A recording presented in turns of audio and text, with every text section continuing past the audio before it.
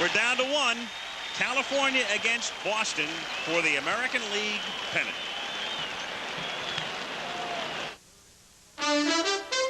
This ABC Sports Exclusive is brought to you by the Heartbeat of America, today's Chevrolet, and by Coors and Coors Light, beers with a difference worth tasting.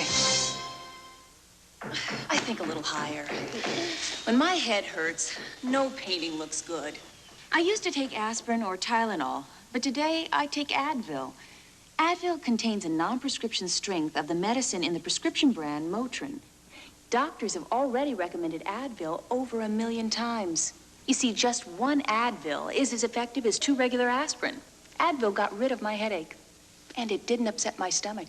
Look for a special Advil coupon in Sunday's paper. Come on! Hey, what a team! We got bands! Because we give 110%. Give 110% and expect it. From everyone, everything. Speed Stick Antiperspirant gives 110%. Why? It's the most powerful protection you can get. Nothing fights wetness and odor better. Glides on dry, lasts all day. That's 110% protection. Speed Stick Antiperspirant, the wide stick. That's your edge. By Menon. When you're deciding where to go for a burger, look at it this way. On one side, you've got the McDLT. On the other side, you've got the Whopper. So it's just a matter of choosing between frying at McDonald's and flame broiling at Burger King. Between a burger they'd rather serve their way and a burger fixed your way. So when it comes down to this, it's as easy as this. This is a Burger King town. We know how burgers should be. Set your sights on the best in baseball. Order the 1986 World Series program. There are more than 100 pages of articles and photographs making the World Series program a real collector's item. Send $6 check or money order to World Series Program, P.O. Box 4686, Trenton, New Jersey, 08651. P.O. Box 4686, Trenton, New Jersey, 08651. Includes your proper return address. The preceding message was furnished by Major League Baseball.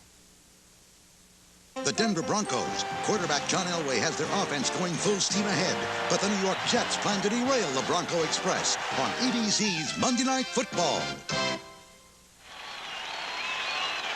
The Red Sox are taking the field for Game 7.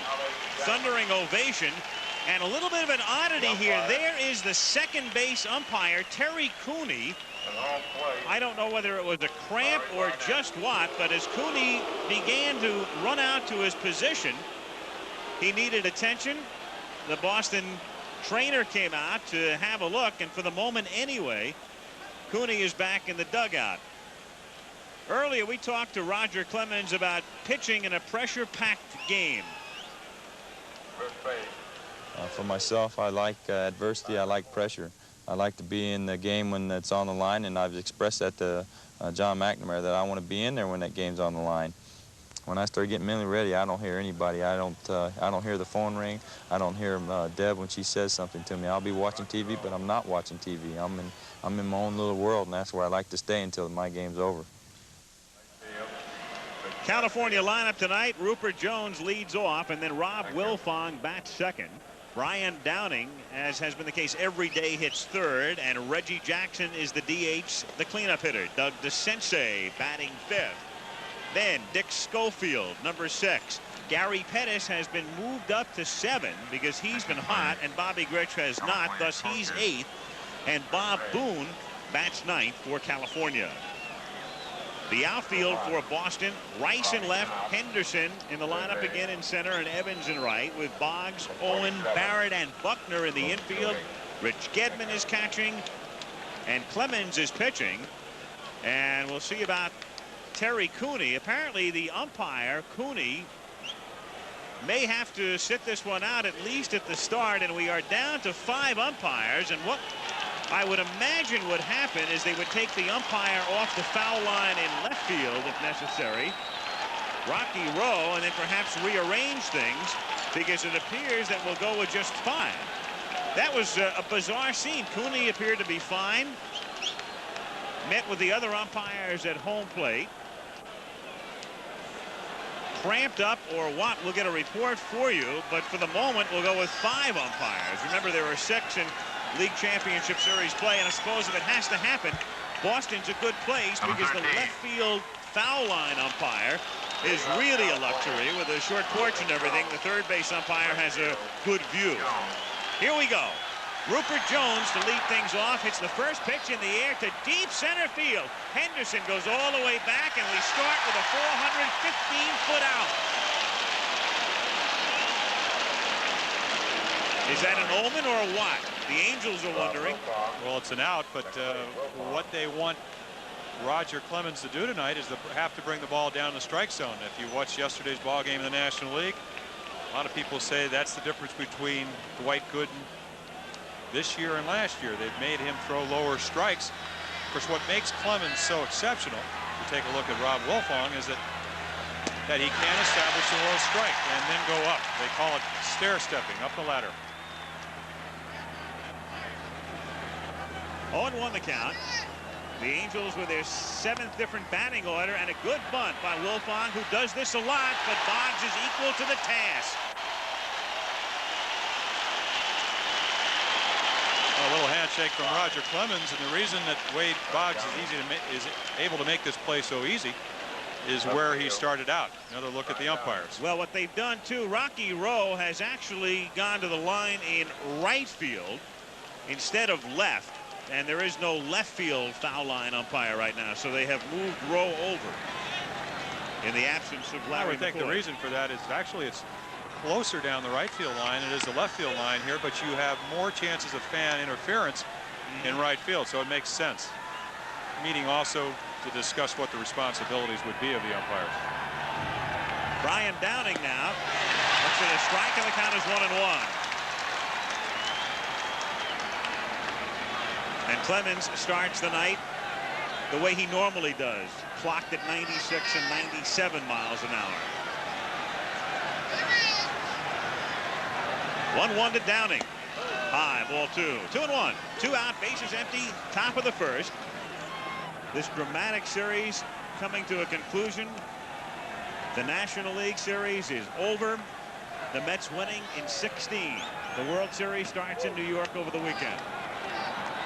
3-1 the count. Of course, the one thing to watch is that Roger Clemens' control. You take a look at the dimensions here at Fenway Park. First game, Roger gave up 8 runs, 7 earned, really threw mostly fastballs. Fourth game out in Anaheim, carried a shutout into the 9th inning, eventually leaving with a no decision. Was able to mix up his pitches, so even though he has good velocity, he has to throw the curveball, the slider, and there you see his first walk. And Downing is on with 2 down, and Gene Autry sits and waits, keeping score. 79 years old, watched his team take a 2-0 lead in a best-of-5 American League playoff in '82 and go down when the Brewers rallied. Watched his team within a strike the other day, and now trying to win it in Game 7. Jackson. Reggie, a pretty silent series, all things considered, though he did have 3 hits last night. 2 of them to left field, so what they try to do is get him to chase that high fastball. Reggie knows it, says it's very difficult to lay off. But one of the strengths of Roger Clemens, as I said, is normally, I would think that we would be able to tell if second consecutive time with only 3 days rest, something he hasn't done all year. He's struggling would be with his control. And Jackson hits it a mile high, and I mean about 1.5 miles, and Gedman comes back and can't make the play, even though it was catchable, and that's because of the height of the foul ball and the wind currents and the like, and Gedman gave it a good shot, but that's a much tougher play than it appears on television. Well, it's tough if you give up, and right here I think it's the ball, and this is a much lower ballpark than it's in Anaheim. He goes a little bit too far. The wind, what wind there is, blows the ball back. He's unable to make the play. And when you have a Clemens fastball and a Reggie swing, you set yourself up for a 1.5 mile high pop. I don't know if that's going to go for an error, but that's a ball that normally Rich Gedman would catch.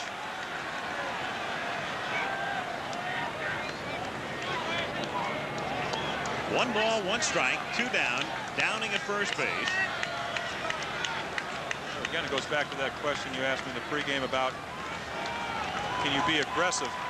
You can be aggressive at Clemens. You don't have much time to make up your mind. Buckner does it himself, and the Angels are done at the top of the first. After a half, California nothing, and the Red Sox coming up. This is the Noid. He loves to ruin your pizza. If you've ever gotten cold pizza or squashed pizza or pizza that just wasn't right, the Noid did it. But at Domino's Pizza, we avoid the Noid.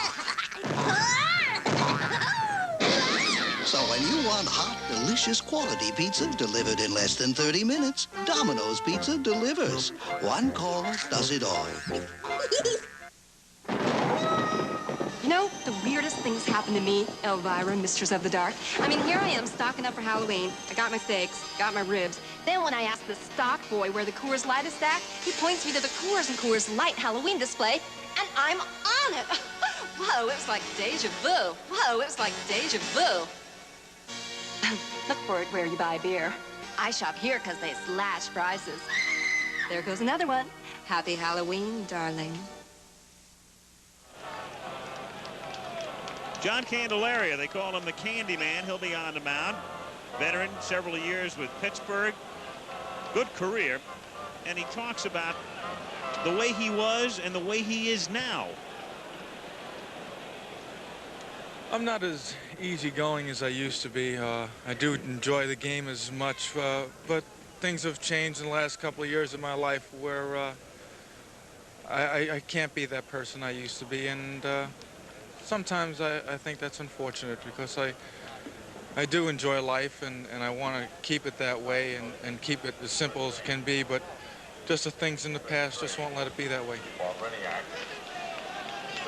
One of the things obliquely referred to there is a tragedy that he suffered, and we mentioned it the other night. His young son, a couple of years back, in a swimming pool accident, remained in a coma for a year and subsequently died.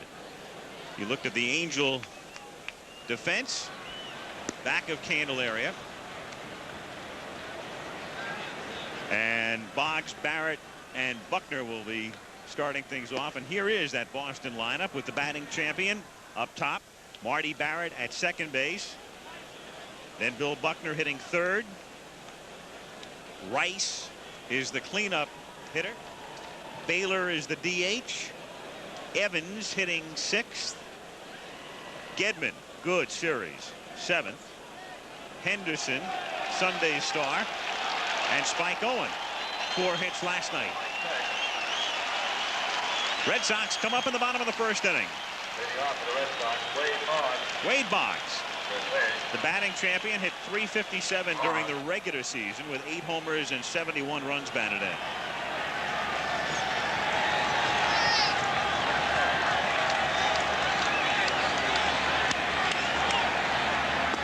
In there, Candelaria exceptionally tough on left-handed batters, and if you need any further proof of that, just think back to the 2 at-bats by Buckner the other night. Really, the third one, Billy, who really very rarely strikes out, was able to hit a soft grounder to first base, but struck him out looking very badly. And Wade Boggs talked to me about that. He said, he got me twice in the middle of the summer. Couldn't pick up the spin on the ball. He says, I just dive in and hope that he doesn't throw a fastball and hit me. Boggs was 0 for 3 the other night against Candelaria. Lifted the ball 3 times, flied to center once, and left twice. Really felt 2 of those 3 balls would be off the wall here at Fenway Park. In the third game out in Anaheim, a lot more room in left field, left center field. 3-1 the count. Candelaria mildly questions Barnett's call. Well, he needs that pitch to be successful. Exceptional control, 8 strikeouts per 9 innings. Just around 2 walks per 9 innings. So he said, I don't mind pitching anywhere. The ball doesn't bother me. Talking about the left field wall here in Fenway, if I can make my pitches. Down to short. Schofield stays with it. Boggs is gone. 1 out in the bottom of the first inning. Schofield very steady through this series. And here comes Barrett. He's already tied Freddie Lynn and Chris Chambliss for most hits in a championship series, but there has to be an asterisk, as we explained last night, since Chambliss and Lynn did it in 5. But Marty with 11 hits.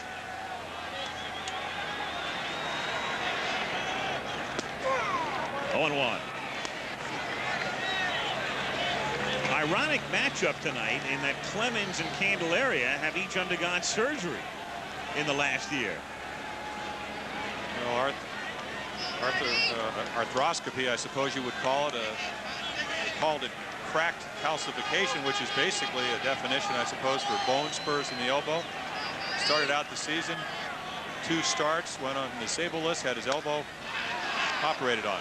Down to third, and DeCinces guns him down, 2 away. And then there was Clemens.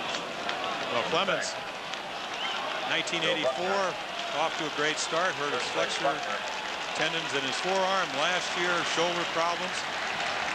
Again, down to Georgia. Dr. Andrews, arthroscopic surgery, a winter of therapy. And they really didn't know what Clemens would do this year. Little did they know that he would finish 20 games over 500 at 24-4. Maybe he found a secret. Yes. Buckner, meanwhile, is trying to find the secret of solving Candelaria. Not only did he strike out twice the other night in his first 2 at-bats, he lost the bat on both occasions. And then, as Jim pointed out, he grounded weakly to first. Well, that's the pitch right there that John Candelaria establishes against left-handers. This year, left-handers only hitting 186 for the whole season often, so he's very tough. And Chopper fielded by Wilfong. He gets him 3 grounders and a 1-2-3 inning, and we go to the second. No score. When me and my buddies head off to West Texas, nothing works like my Chevy S10 Maxi Cab 4x4. With Insta-Track 4-wheel drive, the optional off-road suspension, it can take us to the wildest place in the West. The Terlingua Chili Cook-Off. Come and get it! Good, huh? Yeah. Nothing works like a Chevy truck. Nothing. This is where it begins. Anywhere there's moisture, there's the chance of catching athlete's foot. This is where it ends. Mycotin. Only Mycotin cures athlete's foot with myconazole, a medically proven ingredient that eliminates athlete's foot. This is where athlete's foot begins. This is where it ends. Mycotin, the end of athlete's foot.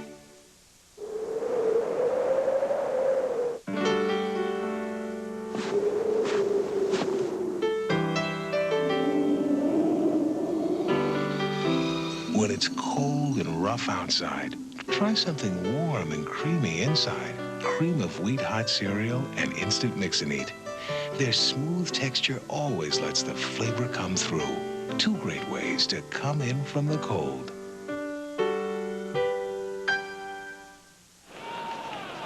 No score as we go to the second inning. Reggie Jackson and his future, he talked about that the other day. Toward the end of my career, make $1 million in salary, a little bit more. And I know that if I do play in 1987, then I've got to take a tremendous salary cut, which I'm comfortable with. And there are very few teams that I can play for. I've got to play for a contender. I'm a managerial move when it comes to playing the outfield. I'm not going to play the outfield that much is what that means. And I'm a left-handed DH, which means I'm not going to play against very much left-hand pitching. So you need 2 players if you have Reggie Jackson on your team. So I'm an extra. I'm a luxury. And so I've got to have all of those things in mind when the decision comes up and see if there is a place for me. When I was 30 years old, I think I could easily have said, this is where I want to go. Now that I'm 40, even if I want to play, and I probably will want to play, I have to be wanted. As DeCinces starts the second inning, he hits a grounder to short, and he is thrown out by Spike Owen, 1 away. Reggie, per usual, candid and very honest. Doesn't look good. All those criteria is to find a place to play. Well, the Angels, and we've detailed it, and you've read about it through the year, with a lot of players whose immediate future is in question, but right now all they're thinking about is tonight.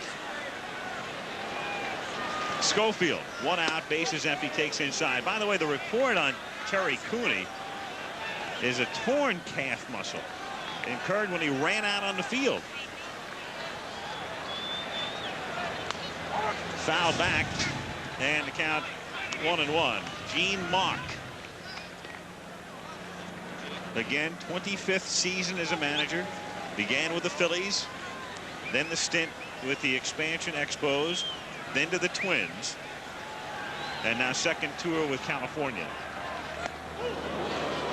2-1. Do you think, Jim, the Angels have any advantage in facing Clemens for the 3rd time in 8 days? I don't think you ever have an advantage when you face Roger Clemens, but one of the most difficult things in baseball is to win back-to-back. To do it 3 times. But again, we're not talking about a mortal pitcher. We're talking about a man that went 24-4 with an ERA in Fenway Park of under 2.5 runs a game at 2.48. Just missed winning the Triple Crown of pitching by strikeouts, by beat out by Mark Langston of the Mariners up in Seattle. So if he makes good pitches, again, you asked me about how do you be aggressive yet stay within yourself. You don't swing at first pitches all the time off Clemens. They've already done that twice. 3-2. So you really, when you consider he hasn't pitched with 3 days rest, you want him back throwing a lot of pitches. 143 in the first game. As you take another look at the high slider, a little bit out of the strike zone. 134 the next time. Broken bat, bouncer to short, and Owen has trouble with it, but still gets him. Spike momentarily had trouble extricating the ball from his glove, but still is able to throw him out as the call is made by Larry McCoy, and there's no beef. See the ball right on the fist, way up on the trademark. Kind of lean back, then he realizes he has to charge. Difficult play. Schofield can run, not as well as Pettis. A little bit out of the glove. Again, when you get jammed, very difficult to get out of the batter's box. That's the reason he was not safe at first. Nice play by Owen, though. 2 down, bases empty, and Gary Pettis rewarded for his great series by moving up in the batting order to 7. He has led off, of course, during the series and during the season, and he normally fills either the leadoff role or the 9 role when he doesn't lead off, but Mark wants him up there in front of Grich tonight. 2-0. 2 out, bases empty, 2nd inning, no score.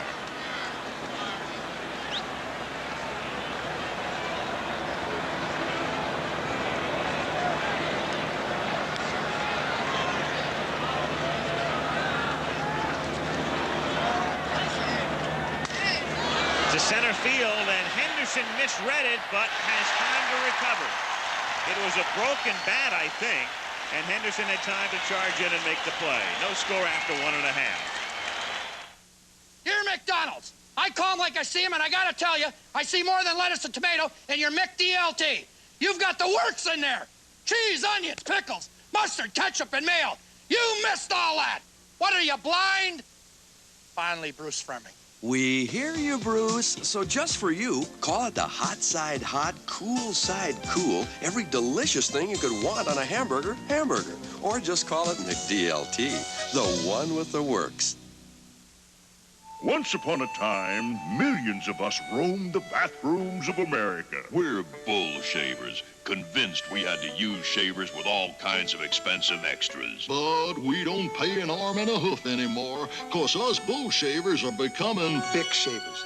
Bic gives us an extraordinary shave at an extraordinary price, without bells or whistles. To pay more makes you, well, bullheaded. Try the Bic for normal or sensitive skin, and you too will have a beef. With bull shaving. 2 out of 3 Indy drivers rely on STP oil treatment, because when it comes down to it, STP adds extra lubrication to reduce engine wear in whatever you drive. STP is the racer's edge. Touchstone Pictures presents Paul Newman, Tom Cruise, in a Martin Scorsese picture, The Color of Money. We're gonna have a lot of fun. Rated R. Starts October 17th at a theater near you. Check newspaper. Friday, the little guy's training for his biggest race. After all, it is $10,000. That's supposed to help you run? No. It's supposed to make me look cool at the finish line. Webster. Then, Mr. Baseball makes his singing debut. Ta-da! Does this bag go with this dress? I'm wearing these. But will Bob Uecker strike out opening night? I gotta be nuts. That's true. Find out on Mr. Belvedere. Friday. Well, we'll get a report, but Rob Wilfong has come out of the game. And Rick Burleson has to come in to play second base. And a strained right hamstring suffered when Wilfong bunted and was running down the line in the first inning. So Gene Mauch has another problem. He had Wilfong in the game, of course, being a left-handed batter, and now he has to go with Burleson as his second baseman, a right-handed hitter. And in the bottom of the second inning, Jim Rice starts things by grounding it toward the hole. Nice play by Schofield, but a bad throw into the dugout, and they give him second base.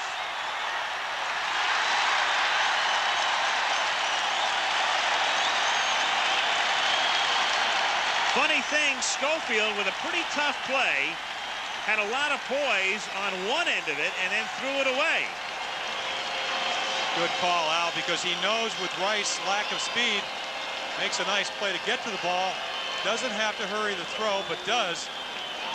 What I guess what you'd call a floater, way over Bobby Grish's head at first base. The ball hit the top of the dugout and came back. Now Baylor takes inside, ball one. Two-base throwing error charged to Schofield, so Rice is at second base. Nobody out. And 1-0 on Don Baylor. Ripped foul. Normally when you watch a baseball game, especially a game when you have two great pitchers on the mound in Clemens and Candelaria, a good pitching matchup, you expect a low-run ball game. You would think that a hitter would try to hit the ball the other way, advance the runner to third, but not so with Don Baylor. Really taking his bat out of the lineup if you have him try to do that. Good breaking pitch, 1-2. 31 home runs on the year. You really want him to swing freely. 9-game hitting streak in postseason play.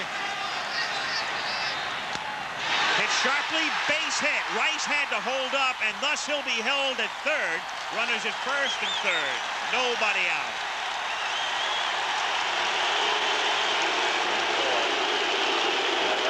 And the chant is Dewey for Evans. Well, good pitch to hit, especially with 2 strikes. Not in enough. They try to pitch Baylor inside. Great effort by DeCinces. Rice waiting to see that the ball goes through. Gets to third, but knows that he can't score. Now runners at first and third, and DeCinces needs a towel to brush off. Diving for it and coming up with dirt. Rick Smith coming out to help him get cleaned off. This is a perfect situation that Dwight Evans talked about last night. He's talking about why that most of the hitters in the Boston lineup hit better on the road from a power standpoint. Evans 26 on the year, only 8 here at Fenway Park. He said if you think too much about the wall in left field, you pull out, you don't hit the ball back up the middle. Not having a particularly good series, but said that in a lot of situations that's what he's tried to do. Hasn't been anybody on. Try to hit a home run instead of just hitting the ball back at the pitcher. Infield has to play a double play depth. They'll get 2 and give up the run to avoid the big inning. 1-1, and that's where they are. You can't play your infield in here. You still have to give up the run and get the 2 outs if you can on a grounder. 1-1 the count.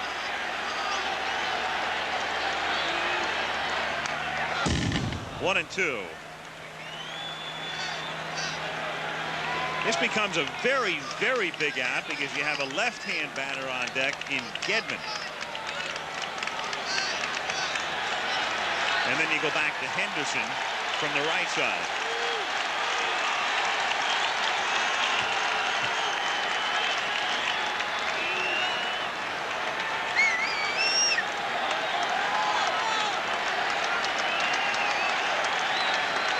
1-2 pitch. Took something off it. 2-2. Jim Rice at third. And Don Baylor at first, held on by Bobby Grich. Candelaria sinker, slider, or what you'd call a big slurve, which we saw to Buckner in the first inning, and a little split finger. Only 4 home runs all year, all the right-handed hitters. 2-2 to pitch is hit foul on a play. Still 2-2 on Evans. Gene Mauch smiling and very optimistic and very loose in that pregame interview with Don Drysdale.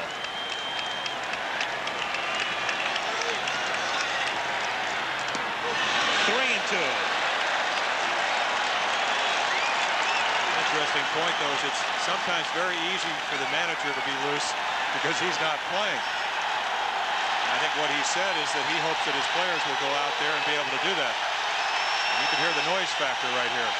And they're standing for the 3-2 pitch with a runner going, and it's fouled away. So they send Baylor, and it's still 3-2. I think one reason Mauch has been smiling and more animated, he's so intense, and you've watched him through the years. But if the team gets into trouble and Gene assumes that normal look and that normal, should we say, posture, it's liable to rub off a bit in the dugout and see animated and up because he wants his club to stay that way. A lot of times with you wonder why with no outs you'll be running, but you have a control pitcher on the mound, a double play man if he hits it on the ground. So you figure even though Evans strikes out a lot, Baylor will keep you out of a double play. And ball 4, and Boone is furious over the call. Absolutely furious. Well, this is an emotional call from Bob Boone. He stood up, took a good view away from Larry Barnett. And that ball is 2 outs because with Baylor going, he's probably gone. If that's strike 3, it's a double play. Well, that's a pitch you used to get in the American League, but very rarely will you get that pitch this year, 1986. Go back 10 years, that belled high, a little bit higher. So the inside protector, the strike zone in the American League has gone down. You know where Bob Boone is coming from. He wants the pitch. Infield double play depth. Gedman at the plate. Almost got hit. 1-0. Goes back to what Candelaria said. If I can make my pitches, hasn't been able to do it in this inning so far.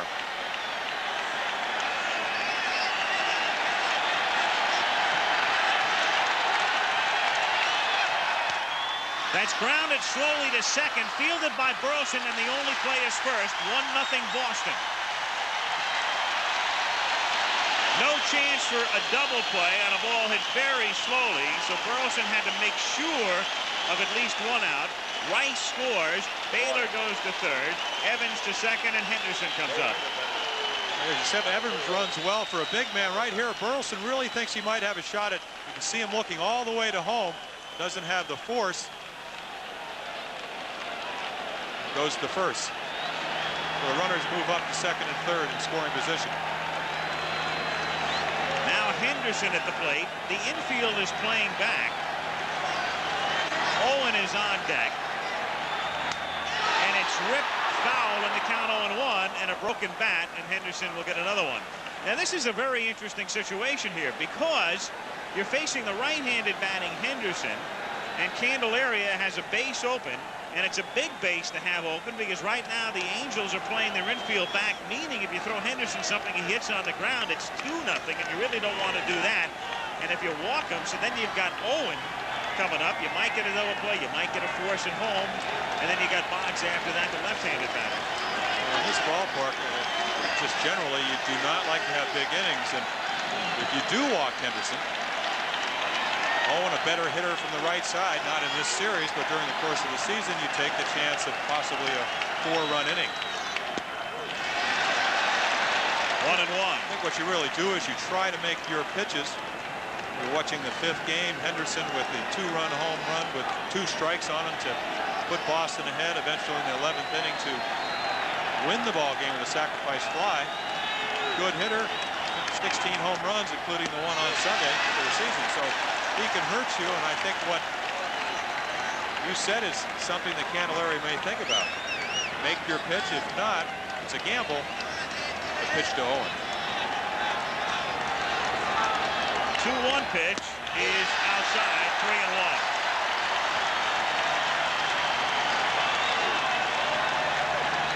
Take a look at the Boston bullpen, occasionally waving the something you touched on last night. They don't have the scoreboard, as you see, an intentional walk.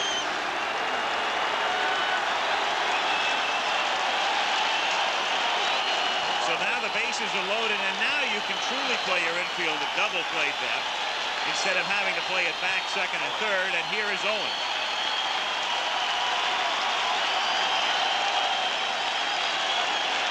And DeCinces had looked over in the dugout and didn't have to be reminded. It's not out of the realm of possibility that Owen could lay one down. And Doug is going to the mound to discuss just such a situation with Candelaria.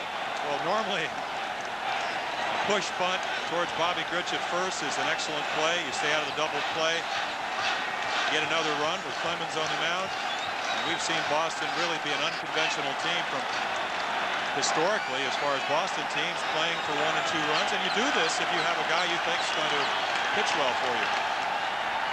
Outside, 1-0. He said 0-286 on the season with his only home run from this side.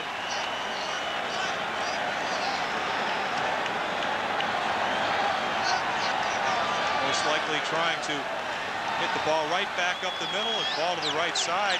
Stays out of double play and gets a run in. Popped up, big out, infield fly, so it's an automatic out. And Burleson makes it official.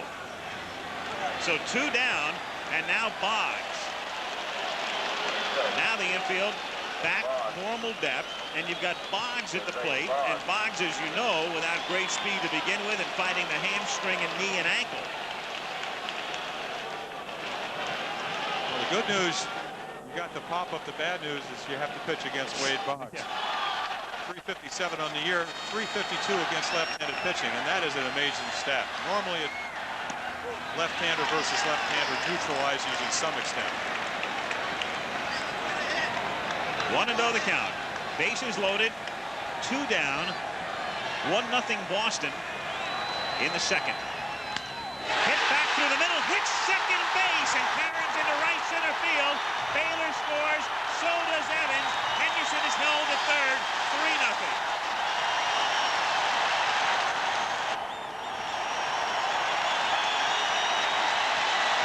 When I think of Wade Boggs, I think of Pete Rose. You get the fat part of the ball back, on the fat part of the ball. He does it right there, hits the base.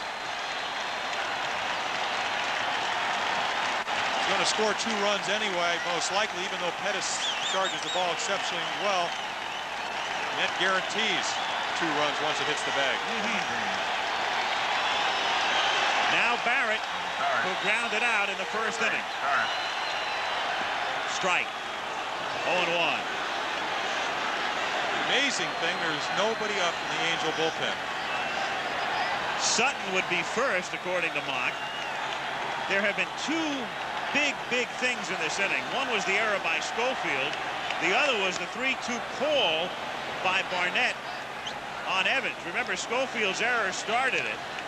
And we'll watch it hit the bag again, and the only question here was whether or not Pettis would have had a play at the plate. Probably not with 2 out. So it's relatively academic. But that 3-2 call to Evans was not only a call that would have meant 1 out, but 2 with Baylor going and Boone throwing down to second. Hit sharply, Burleson is there, gets the force. But the Red Sox send 8 men to the plate. 3 unearned runs, and at the end of 2, it's Boston 3, California 0. We're not a company, but we recognize potential. We develop it. We use it. We'll make sure that as your responsibility grows, so will you. As your ability for leadership grows, so will you. Working with us, you'll gain self-confidence, become a person with a future. We're not a company. We're your country. We're the Marines, the Army, the Navy, the Air Force. We're the Armed Forces. It's a great place to start. Pressure, getting hot. Difference is you're not. Band Solid makes the difference, and the difference is the dryness. Its wide oval-shaped glides on super dry. Eyes on you. Pressure's higher. Difference is you stay drier. Band Solid fights odor, fights wetness, keeps you drier than these leading solids. Under pressure, under stress. Difference is you feel fresh. Band Solid. The difference is the dryness. Also available in roll-on. Congratulations, Mr. Coffee. I hear you've just become a father. Introducing Mr. Coffee Jr., the newest addition to America's favorite family of coffee makers. It's Mr. Coffee Jr., and it brews 4 perfect cups of coffee in 4 minutes. Our Mr. Coffee Jr. goes everywhere. Sometimes big ideas come in small packages. Our Mr. Coffee Jr. is perfect anywhere. He's a cute little guy, and priced just right, too. Jim Rice, now 4 for 28 in this series, talked about his approach before tonight's game. Well, tonight I'm just going to try to be aggressive. I'm just going to try to pick the ball, which the last couple, the whole time in the series I haven't really picked the ball up, even though I hit a home run, I think in the second game. I haven't been seeing the ball. And what I'm going to try to do tonight is mainly just stay in there as long as I can, get jammed. I have a theory that all good hitters get jammed. It means to me that you're seeing the ball, and when you get jammed as strong as I am, I have a chance to hit the ball over the infielder's head and get a base hit. And so mainly that's what I'm going to try to do. I'm not going to try to do anything different. I'm not going to try to pull him. I'm just going to go with the pitch, and I'm going to try to have a little authority behind the bat. Rice started the last inning with a ground ball, and that was Schofield's throwing error.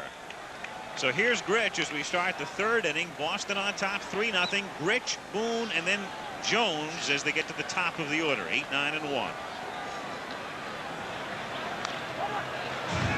1-1.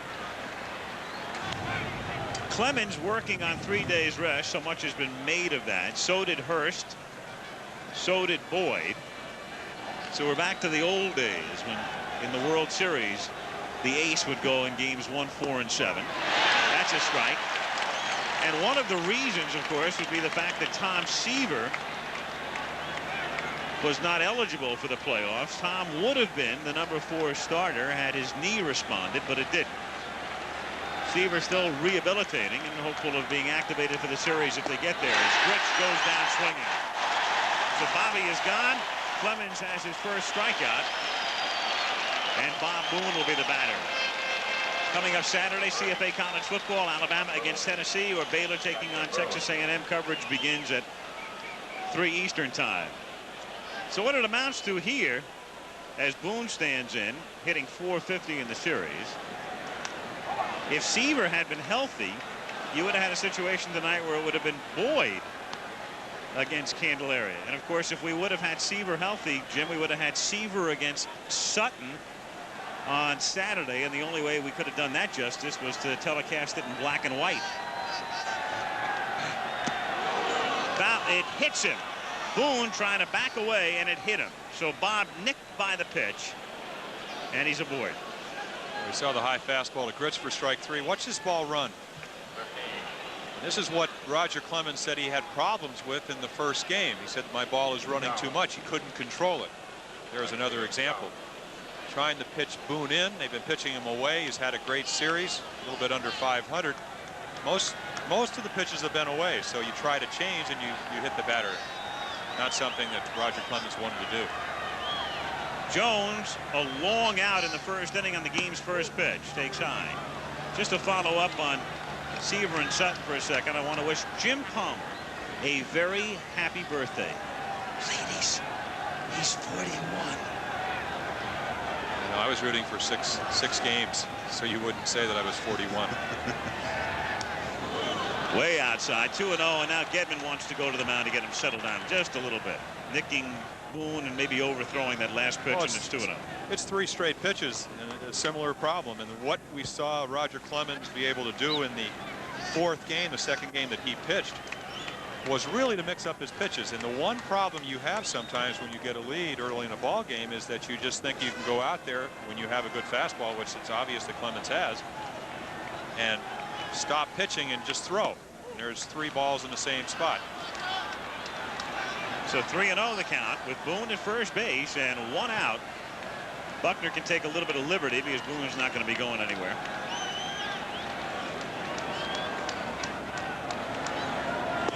gets in there as he takes all away. So now 3-1 on Rupert Jones. One thing that really makes Roger Clemens so exceptional is that when he is pitching well, he does get his curveball, a little bit of a split-fingered pitch, doesn't throw it as hard as Mike Scott, and also his slider over. So you really can't sit on one pitch. Hit sharply, and a great play by Barrett. There's that man again to Owen. Back to first, not in time. Marty Barrett. He has done everything in this series. He saves the first and third situation here. Ball right in the middle of the plane. Jones hits it as hard as you can hit it on the ground. To his left. Short hop right there. Stays with it. Has what you would call soft hands. Jones runs extremely well across the bag. Now Burleson, and again, he is only in the game because Wilfong strained a hamstring running out a bunt attempt in the first inning. In for a strike. 0-1. So the Angels tonight, when you think about it, have Grich at first, Burleson at second, instead of Joyner at first and Wilfong at second because of the injuries. Strike. 0-2. That's a big difference. Two right-handed batters as opposed to two left-handed hitters. Well, also with Wilfong's injury, it limits who Gene Mauch can bring off the bench later in the ballgame.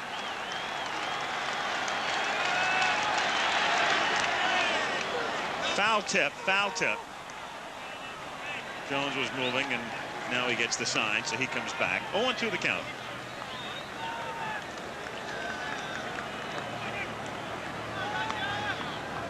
Red Sox leading 3-0.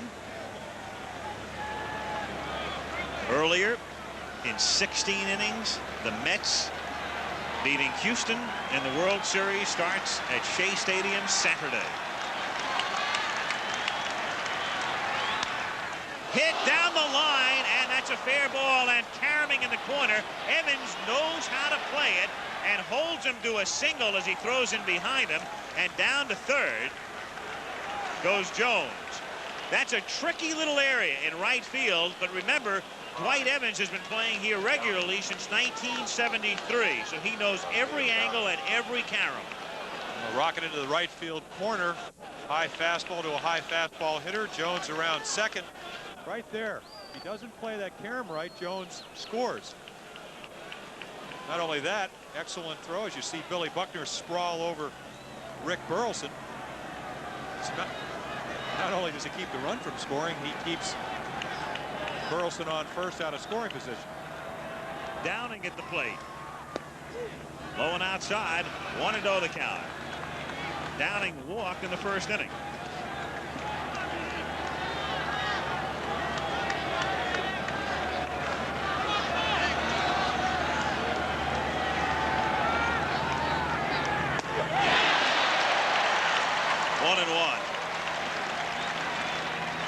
Strength to strength. Pretty impressive stat right there. Going all the way back to 84 for a 3-run home run or a grand slam. Especially here at Fenway. The one difference, I think, pitching here versus anywhere else is you can't ever relax.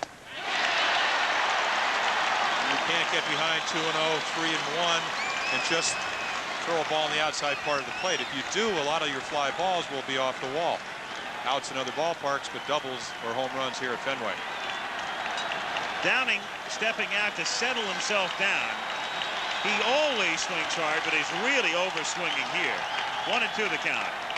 Also, the balls were about eye high, and you just have to make Clemens bring the ball down. 2-2. He's very similar to his at-bat against Schiraldi when he was hit by a pitch, in the sense that when he does get 2 strikes, he doesn't swing as hard, tries just to make contact, something he was thinking about that night. Tries to go back up the middle. Popped up and playable for Bill Buckner. And he holds on to it after an anxious moment. And the Angels threaten and can't score. It's still 3-0 Red Sox. Who has more fluoride protection than Close-Up? Nobody.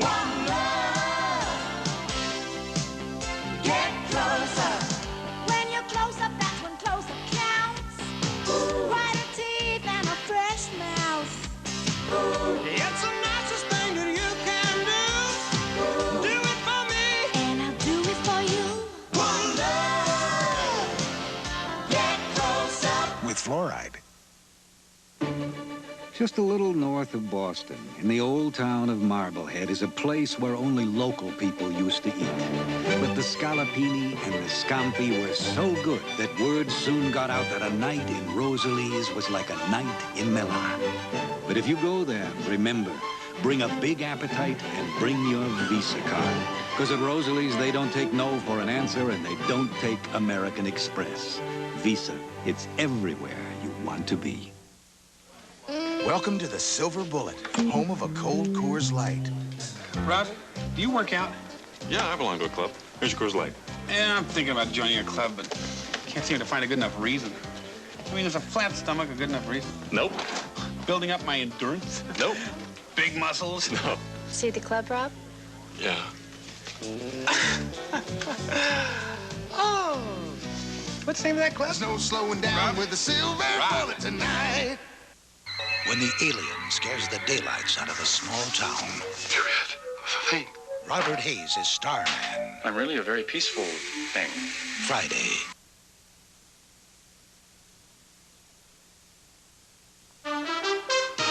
This ABC Sports exclusive is brought to you by the Heartbeat of America, today's Chevrolet. That's a real beauty coming up Monday Night Football. This coming Monday at Giants Stadium, it's the Jets, 5-1, hosting the unbeaten Broncos with Elway and company, 6-0, 9 Eastern time on Monday Night Football. Here in Boston, Bill Buckner to lead off as we go to the bottom of the third inning. 1-0 the count. 3-0 Boston in Game 7. Winner goes to New York. Loser goes on vacation.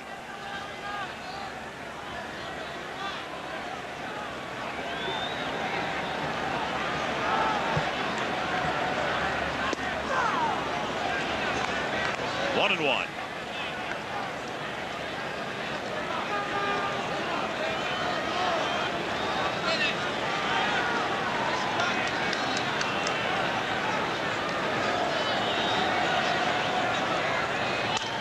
Broken bat, hit softly, backhanded, no play.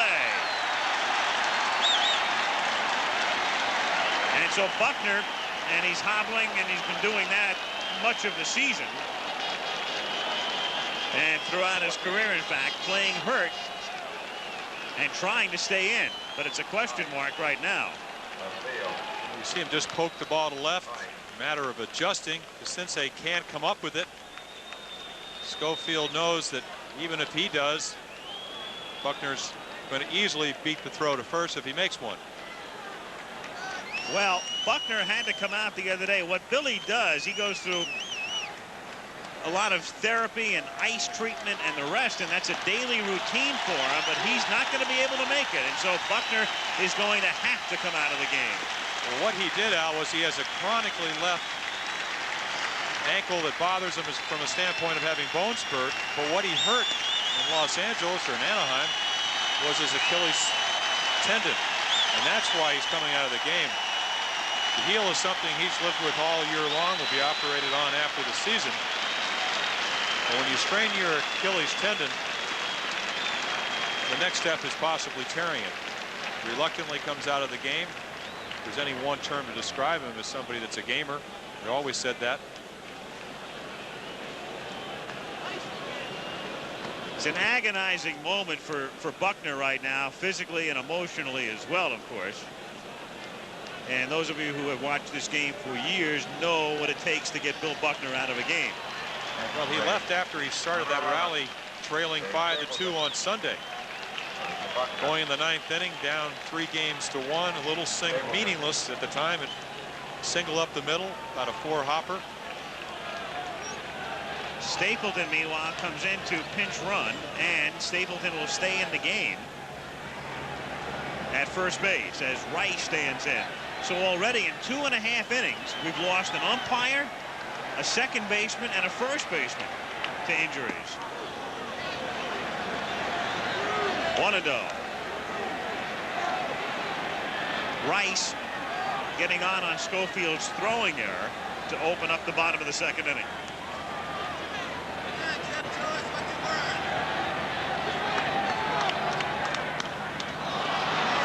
Shallow center field.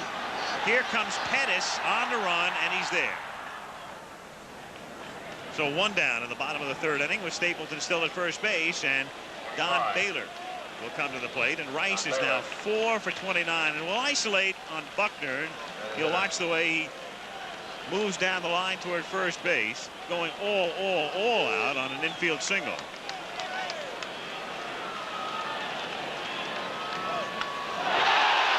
And Baylor hits one to deep left field to the wall, and Pettis leaps up, can't make the catch, but Downing tracks it down, and Stapleton stops at 3rd on a double by Baylor.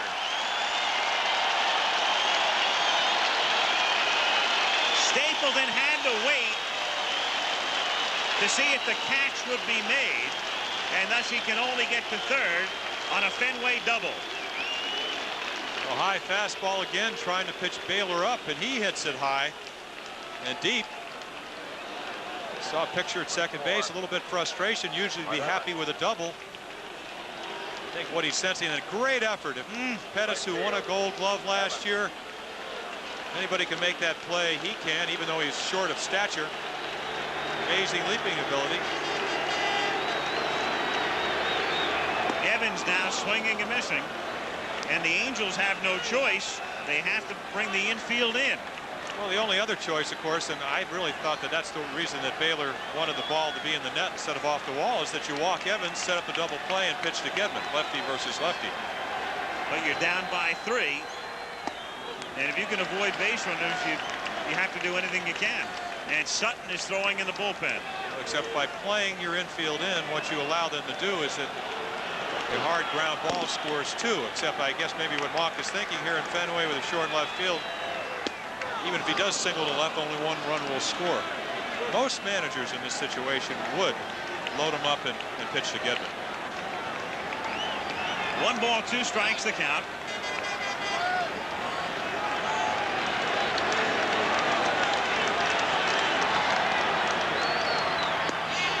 Two and 2. Red Sox on top 3-0.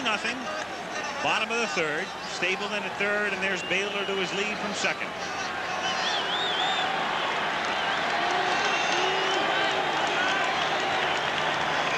Another one of those situations with first base open.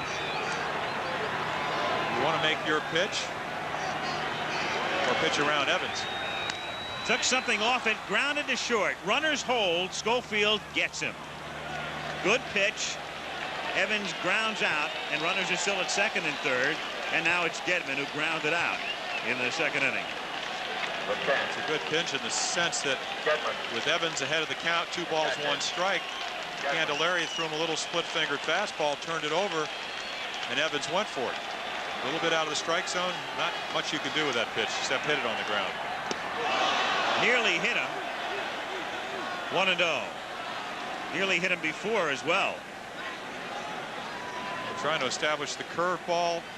Just does not get on top of it, and it hangs inside and almost hits Gedman.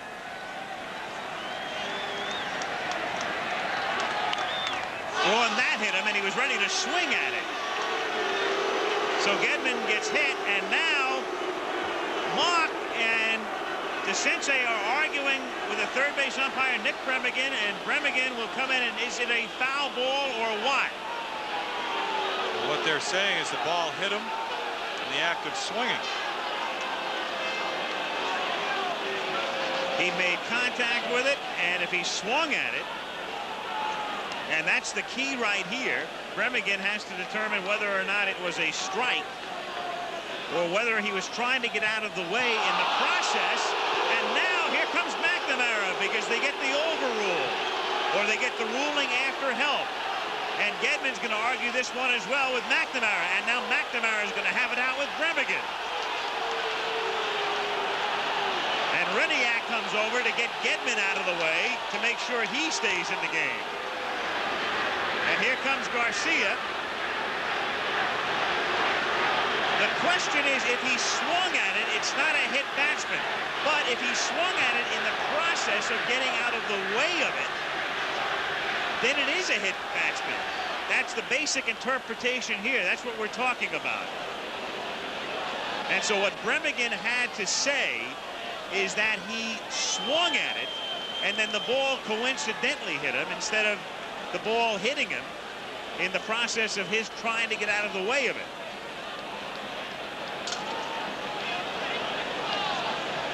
And so in this crazy series, we have a call in game 3 that initially goes the way of the Angels and then is turned around for the Red Sox. And now we have the opposite. You judge. It hits him. It looked like he was coming around. It's the type of thing, obviously, if it doesn't hit him, it's a strike. Because he comes around, but the question is, was he trying to get out of the way and thus completed the swing, or did he already commit himself before he was hit?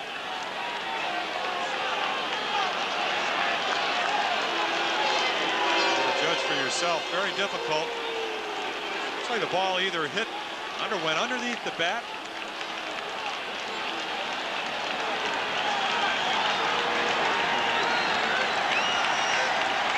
And so the Red Sox lose that ruling. And Gedman is back in there with a count 1 ball and 1 strike. 1-2 the count. Of course, with Dave Henderson on deck, it comes down to really wanting the right-hander to hit against the left-hander. Candelaria last year, and this is an amazing stat, faced 97 left-handers, struck out 34 of them, and didn't walk a batter. Now the crowd wants a balk, but John had stepped off the mound, no balk, and gets him swinging. Another bizarre inning. So what else is new? End of 3, 3-0.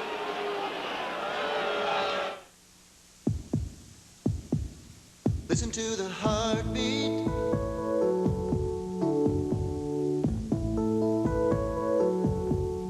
Listen to the heartbeat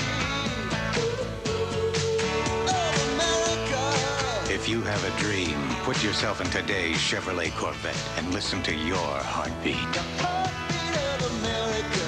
Chevrolet. That's today's Chevrolet.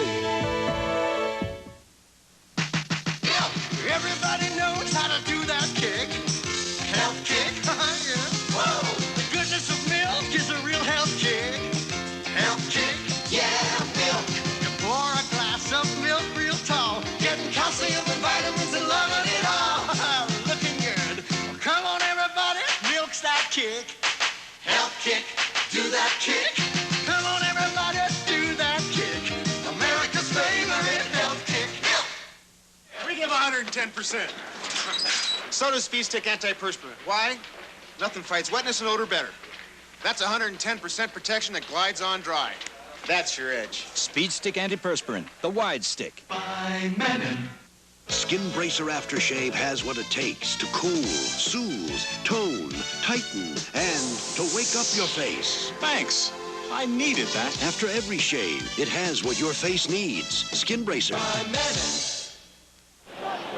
Scoring summary, the Red Sox getting their 3 in the 2nd inning. Rice reaching on Schofield's throwing error. Baylor with the base hit and Evans with a walk to load him up. Then Gedman grounding out with the infield back. That scored a run. And then Boggs with a 2-out, 2-run single. And it's 3-0 Red Sox. Stapleton stays in the game, spelling Buckner at first base. And just to complete what happened in the Red Sox half of the 3rd, it's covered in section 2 under the definition of a strike in the baseball rule book. A strike is a legal pitch when so called by the umpire, which, and then under section E says, touches the batter as he strikes at it. Touches the batter as he strikes at it. And that's how Bremigan saw the play from 3rd.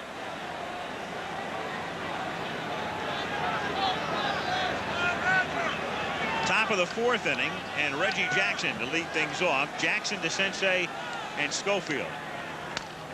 And Reggie hits a weak grounder to second, and Barrett guns him down. And Reggie's woes mount. He is 5 for 24 in the playoffs. Well, Reggie just can't hit that pitch. He couldn't hit that pitch really 15 years ago. Clemens made a great pitch on the inside part of the plate, what you would call a pitcher's pitch. It's 97 miles per hour. Low fastball, but just in enough. See Reggie kind of bring his arms in. He wants to get him extended. He doesn't. It's an easy ground ball to second base.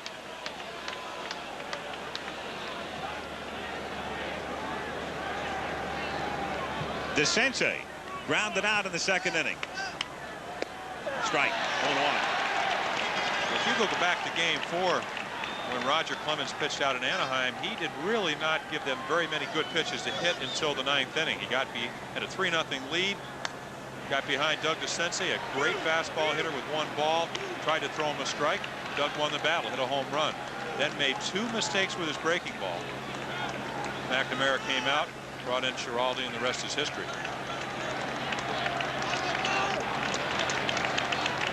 0-2. Clemens has 1 strikeout. Now he has 2.